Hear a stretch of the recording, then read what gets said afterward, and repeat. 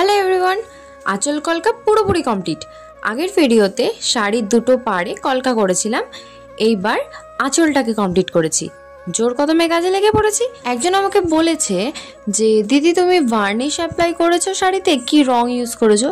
রং তো অ্যাক্রিলিক কালারই ইউজ করেছি, তবে ভার্নিশ কি শাড়িতে ইউজ করে? আমার তো মনে হয় না। আর কারণ আমি প্রথমবার এত বড় একটা শাড়িতে কলকা আর্টের কাজ নিয়েছি, কোনোদিনও করিনি। প্রথমে একটু ভয় ভয়ে ছিলাম যে এত বড় একটা শাড়ি নিচ্ছি, যদি কিছু ভুলভাল করি পুরো শাড়িটা নষ্ট হয়ে যাবে। ঠিক করে করতেই হবে, নিয়েছি যখন সেটাকে তো কমপ্লিট করতেই হবে। আর এই শাড়িটা করতে আমার অনেক সময় লেগেছে, তার থেকে বেশি অসুবিধা হয়েছে আমার এক্সাম থাকার কারণে আমি নিয়মিত ভিডিও আপলোড করতে পারছি না, তার জন্য একটু সমস্যা হচ্ছে। এক্সামটা শেষ হয়ে গেলে আবার নিয়মিত ভিডিও আপলোড করব। পুরো শাড়িটাতে কলকা করার পর শেষে একটু ব্লক প্রিন্টের মতো কাজ করেছি।